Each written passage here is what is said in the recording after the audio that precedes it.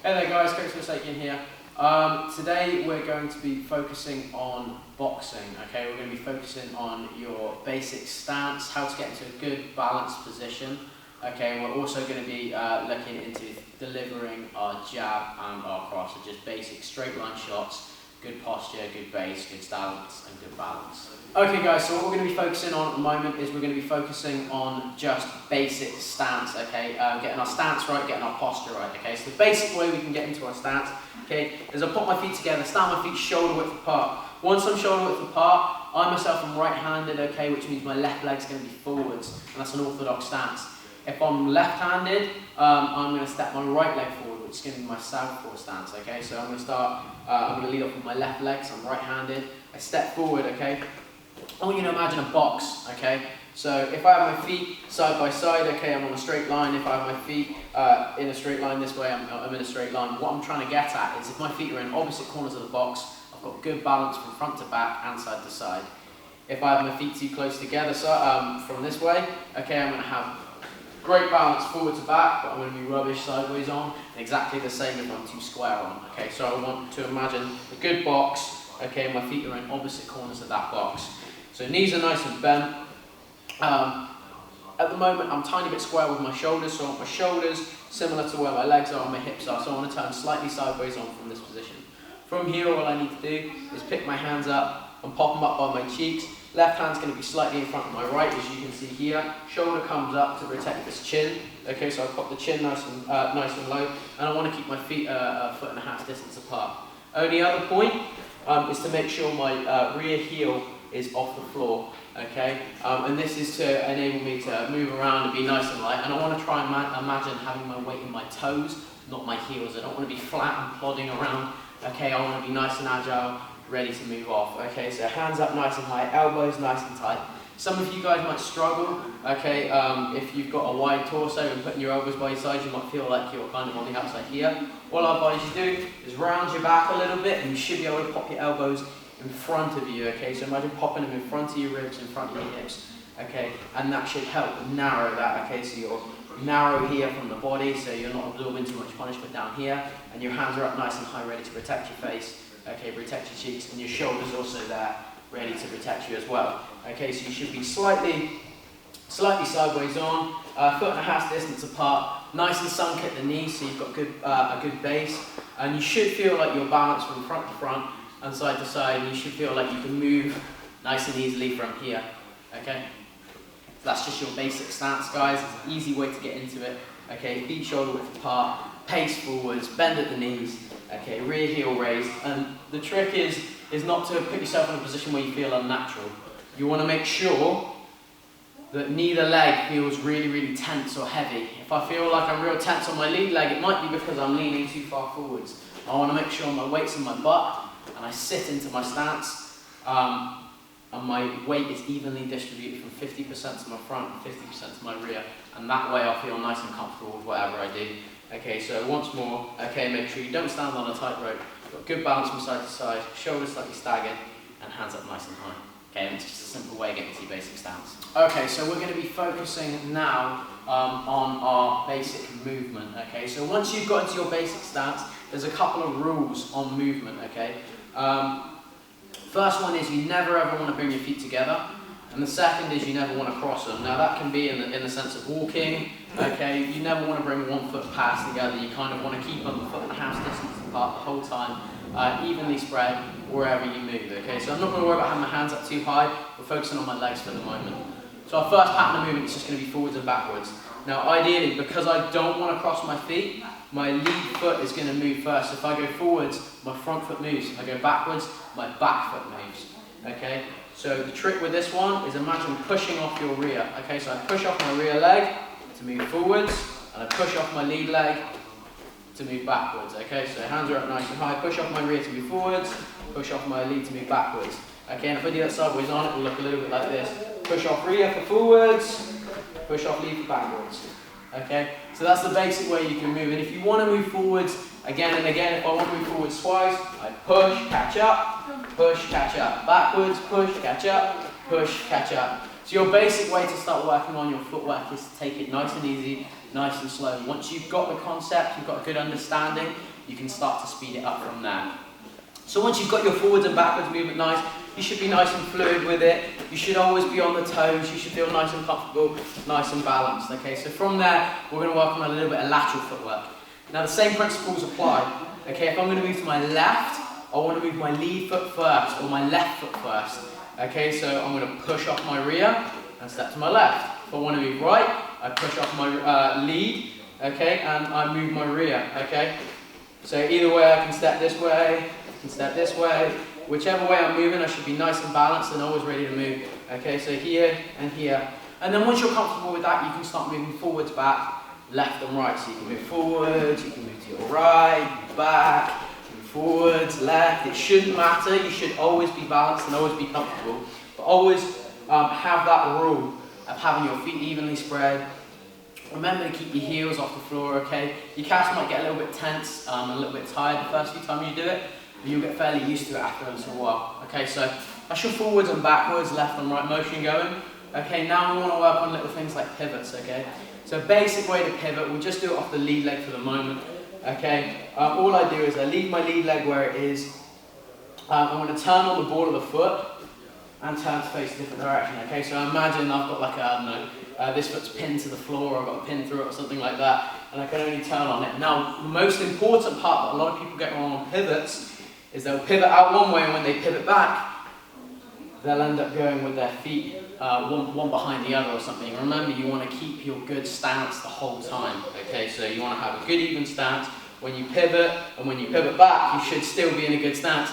You don't want to be crossing, or you don't want to be bringing your feet together or changing distance on that. So we've got our forwards, we've got our backwards, we've got pivots, we've got lefts and rights, okay, we've got pivots again, okay, and now the last little part is a circle. And the circle is super, super easy. You just got to be nice and comfortable, and you've just got to travel around in a circle. That's the easiest way to explain it, okay? So the easiest way you can do this, you can have a cone, you can have a person in front of you, and all you've got to do is circle around them.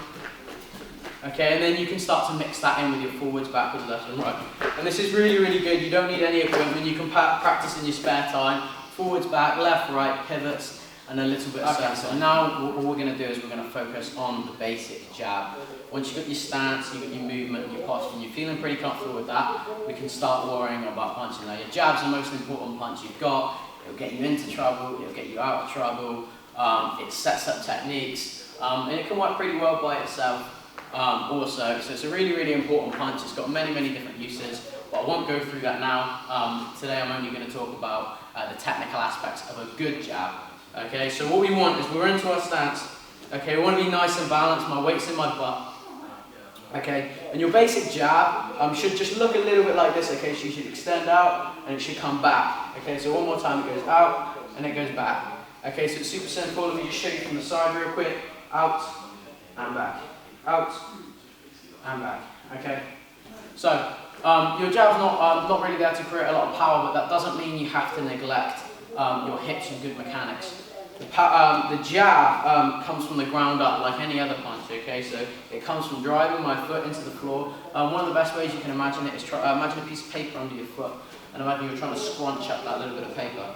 Okay, so my jab's here. Imagine paper under the ball of my foot, and I'm trying to scrunch it. Okay. What I'm doing here is I'm turning my foot, which comes from the drive in my leg.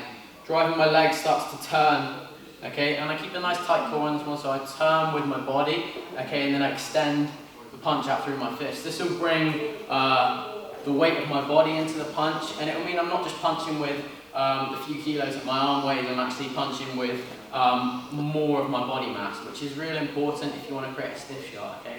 Not in all scenarios will you jab like this, but it's very, very good practice to make sure you develop a jab like this. So your hands are up nice and high. Common mistake, okay, is the elbow coming out to the side. Okay, we want to try and keep my wrist, my shoulder, my elbow, hip, knee, foot. If you can keep it all in one line, okay, it makes it very, very hard to see. If one part sticks out, it becomes very easy to see that punch coming, okay? You got to imagine like a car with brake lights, okay? If a car's got broken brake lights and you're behind it, okay, you're not going to see the car slow down, whereas if the brake lights go on, bang, nice and fast, you're going to see it and you're going to be able to react in time. It's the same thing. So right now I'm showing you my lights, okay, and I'm showing you, I'm going to jab you, okay, and now I'm nice and tight, nice and covered, and it's a little bit harder to see, so hopefully you should have a little bit more success with it. So your basic jab, okay, just extends out and comes back. Try and drive off the ball of the foot, okay. Try not to just punch with the arm, try and turn the body with it, okay. So it's good practice to bring it out, and it always comes back to your cheek, okay. Never ever bring it to your chest first. Get a good habit from outside, out, back to the cheek, okay. Out and back to your cheek. From the side, out and back to the cheek. Okay, and that's the basic way. Okay, so now what we're going to do is we're just going to cover your basic cross, okay? Very, very similar to the jab. Straight line punch, okay? All the principles stay very much the same. Okay, so I'm in my stance, okay? Nice good stance, rear heels raised. Okay, remember your weight is in your butt. Don't lean forwards on this one, and this one's super important. And I'll explain why in a second. Okay, so and keep your weight back in your butt. Your hands are up nice and high. My hand, shoulder, elbow, knee, foot. All in one straight line, okay, so that punch is hard to see, remember, brake lights analogy.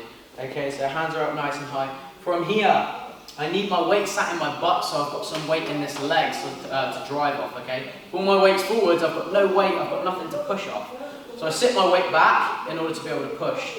So weight's back here, I drive through the ball of the foot, okay, again, use that paper scrunching analogy. Okay, I drive through the ball of the foot, which then drives my hip forwards, okay? Drive my hip forward, which drives my core forwards, which drives my fist forwards, okay, out into the cross punch, which looks like this, okay, coming back. Okay, so one more time, I drive, out and back. Again, out and back. It's really important to think about how your core is on this one as well. Okay, if I'm driving real hard through my legs, but my core's all floppy, think of like a slinky, okay, I'm going to have bad power transfer, which means that my punch isn't going to be zippy and sharp. If my core engages correctly, okay, I'm going to have good mechanics to think of like a car spring or something real stiff. Okay, that's what I want my core to be like, so when I throw that punch, all that power from my leg isn't wasted. So hands are up nice and high, comes from the back, okay, comes out and back. And it's super important to make sure the elbow doesn't come out on this one. The reason why is the cross has got a longer distance to travel, and if it is traveling that distance, what I don't want is, here it comes, and then the person to react and possibly tag me before I get the chance to land my shot. So one more time guys, from the side. Okay, cross comes out, leg drives against the floor, cross comes out there, and back. And again, there, and back. And from the other side real quick, out here, and back. And here, and back. And the other thing as well, is with that leg turning forwards, make sure your whole body turns as well, okay, so you want to get good extension. A long punch is always better than a fast punch. I can guarantee you throw a short flurry, almost like a T-Rex without extending out all the way, you're more likely to get tagged than if you keep that person at the tip of your range, okay, with good extension and good mechanics. So that's just a real simple way of throwing your cross right there. Okay guys, I hope you found that video useful. Just getting into your basic stance and then throwing just your straight line shots, okay, which are pretty important, were really important, and I hope you got the concept of the footwork down. Okay, when you put it all together guys, it will become shadow boxing. Okay, and shadow boxing is super important. Okay, it helps you practice your techniques by himself. And the best thing about it is you don't need a partner, you don't need any equipment. If you've got a mirror, fantastic. If you don't, you can work off feel. So you can work off how does that shot feel when it's going out? Does it feel right? Do I feel off balance? Where do I feel in relation to my own body? And it's a really good way of putting it all together when you don't have the perks of having equipment. So I'm just going to finish up just showing you a little bit of basic shadow boxing of how you can put it together. Okay, we're not going to do anything too fancy or too fast. All we're going to do is move around nicely and work on good technique, nothing else. Okay, so in my stance and then just a little bit of basic movement first and then work on the shots going out.